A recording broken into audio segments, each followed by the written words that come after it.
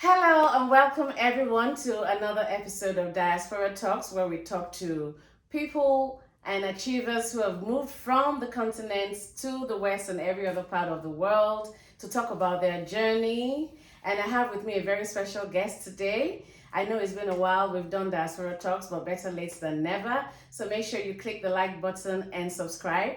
So, like I was saying, today we have a very special guest. I have with me Mr. Bayo Bello, a legendary multi-instrumentalist, and as far as I know, the only African here in the US who is an expert of the steel pan. Welcome to the show. Thank you very much, Tosinger. Always a Yes. pleasure. So tell us more about yourself. What have I missed in the intro? Well, the intro is precise. I came here when I was 20. I was in school. I went to CMS Grammar School, and then I went to COSTECH, which is College of Science and Technology, and I did accounting there. In Lagos, Nigeria. In Lagos, Nigeria, exactly. And that was so I was there for 2 years, and I decided to relocate here and transfer to Clark, Atlanta. And I finished so I ended up getting a dual degree in accounting and economics. And so I did work as an accountant for about 10 years, and then I decided to go into IT. So now I'm a software developer, or what we call a network engineer. That's Okay. That's So a musician and a point. network engineer. Wow, Yes, wow. so So how did you get into music? Interestingly enough, it started when I was I think about 12 or 13. I was in the boarding house then, and I have a friend named, actually it was two of them. One is Babatunde Oshilaja and Augustine Vivier, and they play the harmonica, and they will play songs of praise. Oh yeah, SOP. Because I went to an remember Anglican SOP. school, yes. Yeah. So they were playing I Would Make You Fishers of Men, right? And I asked them to teach me, so they both taught me, and I couldn't sleep that night. I was so excited, and so I played. In 2 days I figured out how to play all the songs, most of the songs in songs of praise, and that's when I realized that, wow, it looks like I might have a little talent for music. Wow. So I was in a French class, and the lady, our teacher then, she did hear me play the harmonica, which we call the mouth organ back home. And so she had an idea. She said, well, there's a program here that they're trying to find. It's like a French competition, but they're trying to find which school to host it. Okay. And that if we can get a dance drama troupe, right, together, then we can represent CMS at this competition. But so the decision was later made to have that competition at CMS because we do have a big hall. So it was like we did like maybe about 3 songs, and it was docudrama, and I was playing the harmonica, and people were acting out the songs that we were playing. And it was maybe about 1,000 people in there. And even at that age, I was so confident on stage. I didn't have any stage fright, right? Wow. And I was like, wow, this is great. And then once we finished, I heard the applause. I was like, wow, this is great. This is a great feeling. But even after that, I never really thought about music per se. I still played the harmonica, but I never really thought about pursuing music in any kind of form, right? I mean, I didn't know some rudiments because we had a teacher then, we called him Baba Muse, and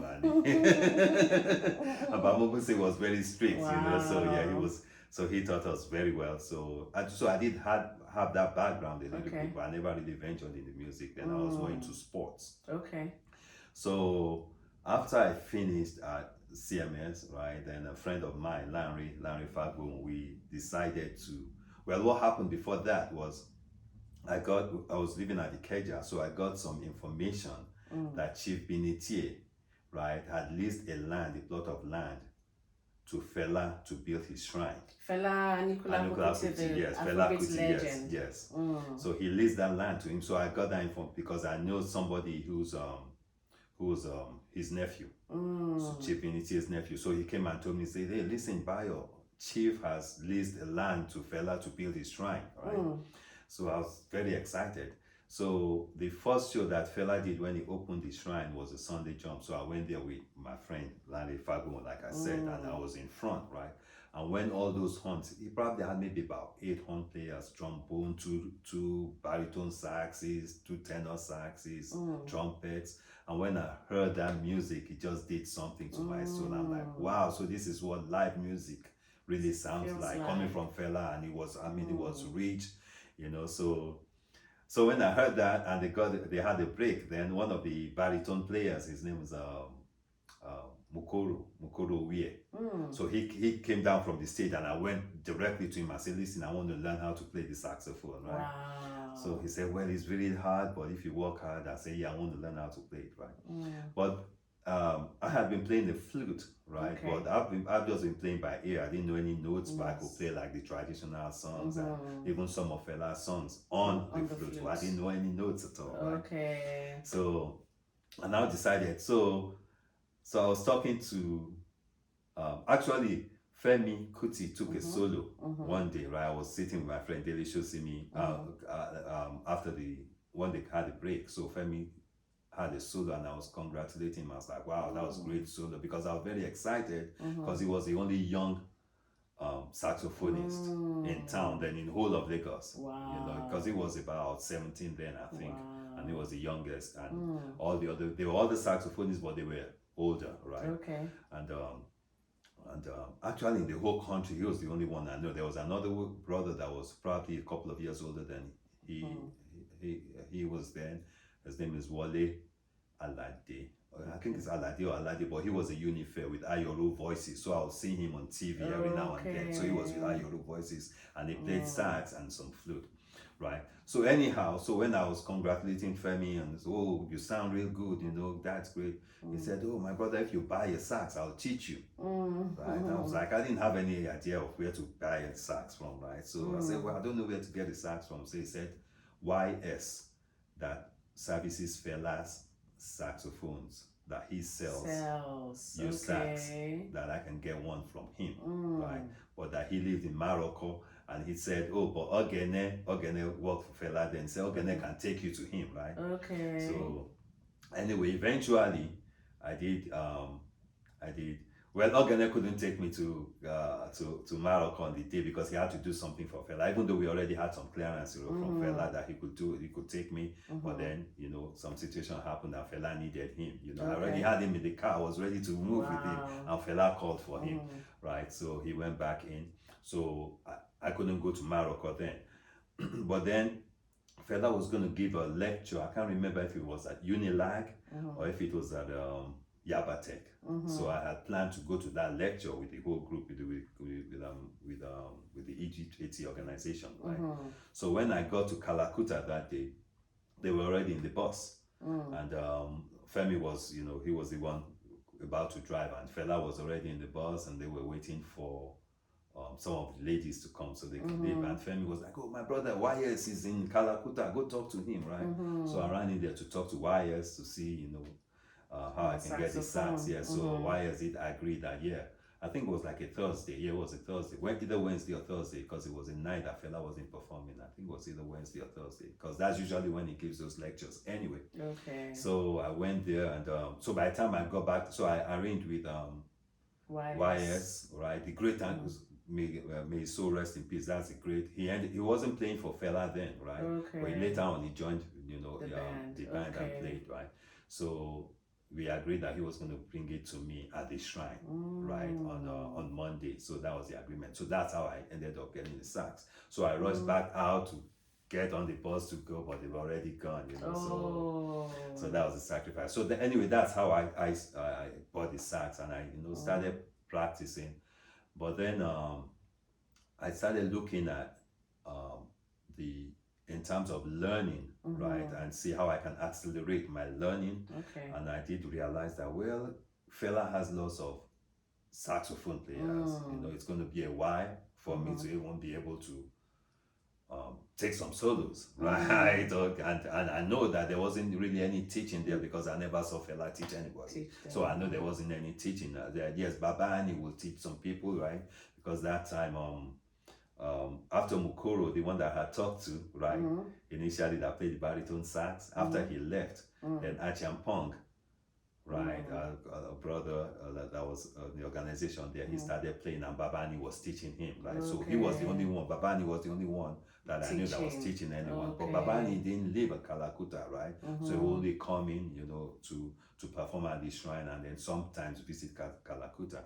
So anyway, as I was debating that in my mind, that where do I really want to try and play, here, when I knew I won't really have that much, opportunity and stuff.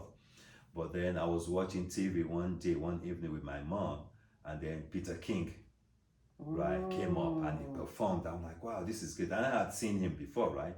And he now made a statement that he is starting a school, College of Music, right? And that he's looking for students, and he advertised that he's looking for, that he's starting the school and all that. And I told my mom, I said, oh, I'm going to go to him, right? I'm going to go to Peter King. And my mom said, oh, I thought you wanted to play, for Fela. I said, no, I prefer Peter King. I said, he's looking for students and he's going to teach. I'm going to go there. So that Saturday, I, put my my sax in my car. When it's my mom's car, you know what? I drove it all over Lagos, because we all started driving like about 12 or 13. Yeah. Femi, Delicious, me, myself, Kola Kinwale, my buddy from CMS. We were all driving about 12, 13. So I went to Museum Kitchen. That's where PK performed. So after I finished, I went and talked to him. I said, oh, I saw him on TV and I'm interested, in attending his school. I said, well, he said, do you have a sax? I said, yes, I have a sax. I said, it's my car. I said, you want me to go get it now? He said, no. So he gave me his address and said, come on Monday, 9 o'clock, right? Just like that. Just like that. So I got to his house, right? I had been playing, right, by ear, right? Ear. So my tone was a little bit okay, but I didn't know any notes, Oh, YS taught me the scale of D, but he just said, oh, this is D. I didn't know what the scale meant. He said, oh, this is D. So he taught me that. So everything I played, I was playing within the D scale, But then I didn't know it was a D scale, and I didn't want to ask him. He just said, oh, this is D, and he taught me that one scale. Right. So when I got to PK on that Monday, right, he started giving me exercises to do, right? So he taught me some more scales to play, I said, okay, this is what the scales are. In the meantime, when I was at the Kalakuta, right, a big brother there who was a graphic artist too, and he did some of Fela's albums, Babatunde Banjoko, big brother, we call him Okola then. He will always tell me, practice your skills so you can improvise. Practice your skills so you can improvise. But I didn't want to tell him. I didn't want to ask him what the skills. I didn't want to tell him I didn't know what skills. So I would just nod my head. Okay, I get it. So anyway, I got to be the king, and he was showing me all these. He was telling me, okay, this is play C, play F, and he was showing me the keys and everything. And it was even so funny because at some point there was some the high keys, the palm keys, right, on the sax. And he told me to play one of them. I said, oh, I have to play this. I said, I thought it was just for decoration. And he thought I was kidding. But then he looked at me, he saw I was serious. He was smoking a cigarette, and that cigarette dropped from his mouth because he couldn't believe. Anyway, so he started teaching me all the other scales. So in about 30 minutes, I had played like 10 scales. It was like 12 major scales. I had played 10 scales, and he couldn't believe it. So he ran in to get his wife, Mama Dili. He said, come look at this boy. He said, I'm teaching him scales, and he's just picking it up. I say, wow. So he was so excited. So after we finished that session, he said, listen. He said, yes, I just opened a school, and you're my first student to register. So he gave me the document, the paperwork to register. Wow. And when I asked him, when I said, how much is it? He said, no, you're getting a scholarship. Wow. I'm not going to charge you a dime. Wow. He said, you're getting it. He said, I'll be very impressed with what I see. I'm giving you a scholarship. So that's how I started. So that's how you became Peter King's very first registered music student. Yes. Because the Peter King College of Music is a very renowned music school in Lagos, Nigeria. I think I dare say it's the first that really brought the rudiments of the theory of music to the youth of Nigeria, and you were the very first student. Yes, and he was a Maza then. You know, he had not moved to Ilogbo. It was later that he bought the land at Ilogbo, and he took me there to show me. But yeah, he was the first one. Wow. And it came out of frustration because he had lots of songs, right? So, for instance, like if I would go to like a fella's concert, for instance, he probably play maximum of 5 songs per night, right? But PK will play about 9 songs a set, a 45-minute set. He will play 9 songs, and he was playing for 4 hours, so like over 36 songs that he will play, right? And you can memorize all those songs if you don't read and write music. It was so hard, right? So he was frustrated because many musicians who were very good, right, couldn't hang with him because he had so many songs and they couldn't read and write. So they had to try to memorize everything, and it was frustrating for them. So he couldn't keep musicians, right? He couldn't keep horn players then because they couldn't read or write. So it was really hard. And his songs were very difficult because it was Afro jazz, so he had some, you know, technical songs, yes. And it was a lot of songs, so you couldn't, and he didn't have a set list, right? So whenever we were on stage, right, when I started playing for him, he will call out songs based on how he felt. So it's not like you go in, you know, like, okay, you're going to play this song on this set. We had no idea. You only had about 30 seconds. While one song was ending, he'll call out the next one, right? So it was out of that frustration anyway that he started his school. Okay. Because there were no other schools like that. He wanted the musicians to be able to read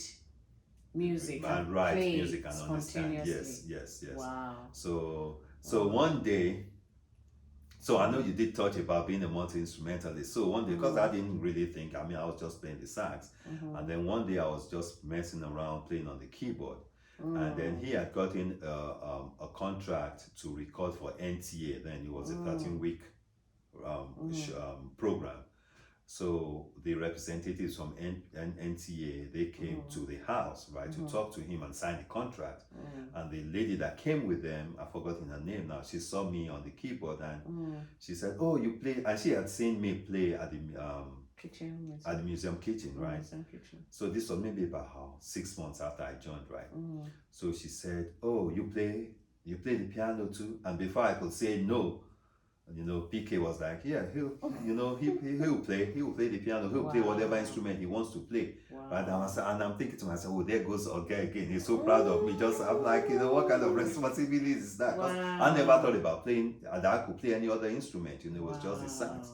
But then as time went on, and I, you know, understood the music theory, then I realized that yes, you can apply that theory to all the different instruments. You just need to know how to play the scales on the instruments. Then it's the same knowledge that's transferable. So that's how, you know, I became, and you know, I give thanks to God for the gifts because I don't take it for granted, because I know not every musician is even if you can read and write, not every musician is a multi-instrumentalist. So yeah, so that's how that's how I ended up playing like the guitar for the band. So what happened was, so I started. So the bass, after, besides the sax, the bass was the next instrument I played, right? And the reason I played the bass was because we had some very good brothers that came to the band then. Brother Jerry, he played the bass. Brother Raimi played trombone, and Willie Bestman played the drums, right? And they were very tight. So the band was very tight then. But then they were not there for too long, right? They left. But PK never really told me why they left. And I was upset to say, hey, that's the life of the musicians. They come and go. Our musicians, they come and go. So don't even stress yourself about it. So we did not have a bass player. So out of annoyance and anger, I picked up the bass and I started playing all these songs, you know, learning all these songs, right? So I learned all these songs because they had left on a Monday. They didn't show up for practice on Monday, and we had the performance on Saturday because we played at the museum kitchen every Saturday. So I learned all those songs in 1 week, you know, between that Monday and Saturday, I learned the songs. Now, mind you, I didn't know too many notes on the fretboard, you know, but I knew where I didn't know too many, I couldn't tell you every note on the fretboard, but I knew some notes, right? And I could play by ear, so I just picked everything up by ear, you know, and started playing. So that's how I started playing the bass. I eventually learned it, right, the right way. And then we now had a guitarist too, Elemidu, that was from Ghana, and he left, right? So I picked up the guitar too and learned that guitar that way. So that's how I So as the musicians were leaving, you having to cover up, Yeah, made you learn and go out of the box for you. Yes. So that's probably fed into how you became a multi-instrumentalist today. Yes. Yeah, yes, and this definitely. same prestigious school, I think there's some known names that we know. Lagbaja went through that school. Yeah, I think Asha this one calls and Asha too, yes, and some other people. And sometimes some people they'll reach out to me on Facebook and say, "Oh, Peter King has always talked about me, and they wonder if I'm the same bio below, and because they've gone to that school." Because you were like they make a reference to you as the very first alumnus. Yes. So maybe while they were teaching them in class, that your name comes up as a reference point. Yes, and I didn't even know that. Yeah, because many students from PK now he's had I think over 2,500 students so far, and some of them have reached out to me. Wow, that is awesome. Yeah. Wow, what a story. Now I know, right? So now, right, that I play all the instruments, right? When I was at Clark and I formed a band with a brother named Jisovi Zanu, may so rest in peace, and he will play congas and I'll play guitar, and we just play traditional African songs, right? So we were doing that and then eventually we formed a band. So when we formed the band, we were playing high life, reggae, and little, jazz. And my economics professor, Dr. Ajamu Niyomba, right? He said, "Oh, I'd like to join your band." I said, "What instrument do you play?" He said, "Oh, I play the pan." I said, "What's a pan?" He said, "Steel drum." I said, "Oh, yes, please." Because I had seen steel drums at Festac in 77, right? And I fell in love with it then. And then while I was at Costec, there was an army band, right, that played it was an army steel band, right, and they came to perform for us, and so I saw it firsthand. I was close to it, and I was like, wow, this is great. So I fell in love with it then, but there was no access because you couldn't get those instruments then, right? So he told me that that he plays pan. I said, yeah, please come on. So that's how he introduced me into playing steel pan, right? Because he played tenor pan. And after my band disbanded, once we graduated, so everybody scattered, and he formed a steel band. So he now brought me in as an arranger. So I learned to play the steel band, or to have that direct contact with steel band through Dr. Ajamu Niyomba, right? And here in Atlanta. Exactly. And the group that he found then was called Pan People. Pan People, I think. Right, and they're still around. Yeah, they've been around now for over 30 years. Wow. So I was the arranger because of my musical knowledge. Even though I was new to pan then, but I was the arranger, and I learned on the job. So I played the bass pan, played the guitar pan. Played a little tenor bass, played the alto. Then eventually I played tenor. So that's my introduction. That was my introduction into pan to playing. music in the diaspora. Wow. And pan, especially pan playing. So the pan, out of all the instruments that I play now, even though I love the saxophone, it's my primary instrument, I gravitate more towards the pan. Okay. Right, and it's even like more emotional for me because when I used to perform, there was a gentleman named Patrick Fitzroy, I think his name was. He was a caricaturist. Okay. So he was the one that did that painting. The one on your social media. Yeah. So every time that he'll see me perform, he'll say, "Oh, everything has come full circle." He found out that I was Yoruba, right? So he said everything has come full circle. So after about the third time or fourth time that he said that, I said, "Every time you see me perform, you say everything has come full circle. What exactly are you talking about?" So he told me that the pan was discovered or invented in Laventille, in the hills of Laventille in Trinidad. And Laventille used to be called the Yoruba village. So the slaves that were brought in from Nigeria settled in Laventille, and that's where pan originated from. Wow. So that's why it was telling me that the has come full circle now. So it's like, okay, isn't my ancestors, and even though it was in the 50s after the Second World War, right? That pan was developed, and and they started working hard on how to standardize it later on. But that's with the initial concept of pan was born then. Yeah, so that's why it's very dear to me now. And it's an instrument, and you play, you don't need any kind of amplification, but it's just so pure. And because of the overtones and it just hits me differently. Right? I still love the sax, I get into it and I play solos, but whenever I play the pan, I'm just a different person. And that also connects you to the Caribbean community. They'll probably also even think you're Caribbean. Oh yes, they always think I'm Caribbean, and then when they come and they find out I'm not Caribbean, where did you learn to play pan? Yeah, so it's been wonderful. Wow, what a story. Yes, thanks for sharing that with us. My Definitely pleasure. we're gonna have like some other parts or episodes. We want you to delve more into your life as a student here, and because I know now you took a break, now you're back into music. Actually, Mr. Bible is my music partner. We actually have a duo collective called Abike Music. So he's back, thankfully, into pan playing and music, just music performances. So you can check out our website at abikemusic.com. But it's been a pleasure just listening to your story, how you started and where you are now, and where we'll definitely have you come back and share with us, more stories, and definitely how you see the music expanding beyond where it is right now, especially when it comes to pan playing and African people everywhere.